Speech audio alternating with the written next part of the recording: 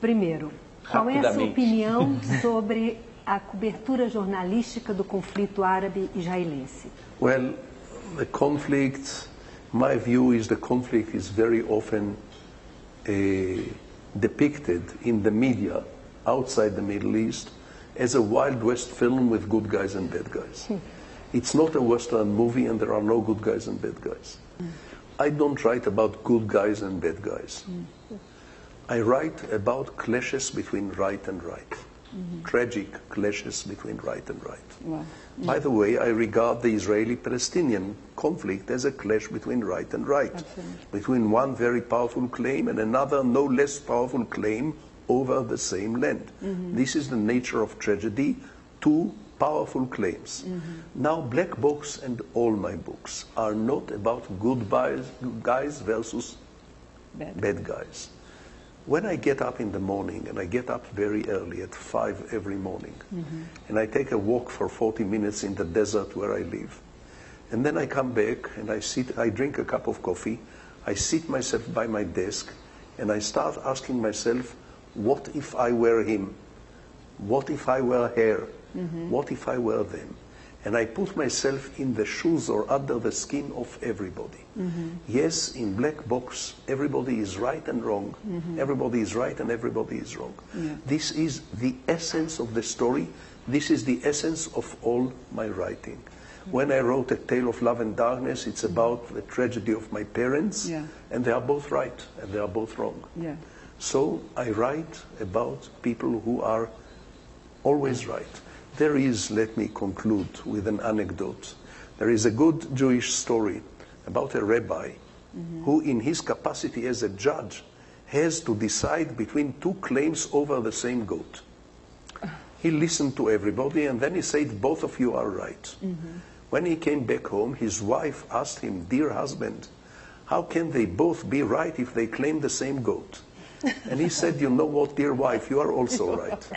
I am this rabbi. When I write a book, I am this rabbi. Everybody is right. Mas quando você escreve, é um quarto escuro totalmente, como a revelação de uma fotografia que vai surgindo, ou na medida em que você senta para fazer um livro, é porque você já sabe o ponto final e você vai fazer o trajeto? When I sit down starting to write a book, I have ideas. Especially I have voices, characters. Right. Sometimes I also have a strong sense of place where it happens. But in the course of writing, things change. Sometimes the characters take over. I remember when I wrote an early novel called My Michael, told from a woman's point of view in the first person. So I remember the protagonist, Hannah, arguing with me. I would say to her, I'm not going to write this. Go to a lady writer, I cannot write this. It's not in character for you. And she will say to me, who are you to tell me what's in character for me and what is not? You just shut up and write. And I would say, no, I'm not writing this, I'm sorry, go to another writer. And we will argue and in the end compromise somehow. So when I feel a certain resistance from the characters, when they no longer respond like puppets, but when they resist me, I know there is life in the work. Right. When it's going too easy, like butter, I know something is wrong. Israel is one big refugee camp. Palestine is also a refugee camp. The clash between Israel and Palestine is a tragic clash between two refugee camps. In times of conflict, people are first and foremost very angry. And angry people are hawkish and vote for the right. This is true not only of an international conflict, it's true of a family conflict. When there is a fight between husband and wife, or between parent and child, everybody is angry. When everybody is angry, everybody doesn't want compromises.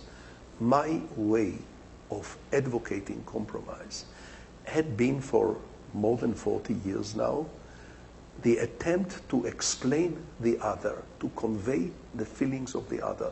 If I had to tell you with a metaphor what is the present situation between Israelis and Palestinians, I will say the following.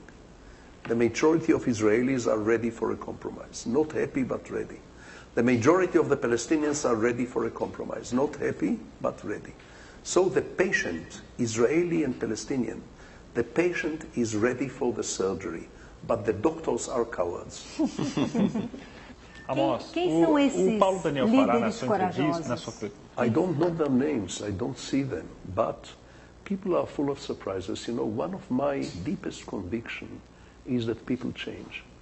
Nobody expected that Winston Churchill will dismantle the British Empire. Winston Churchill of all people, but he did.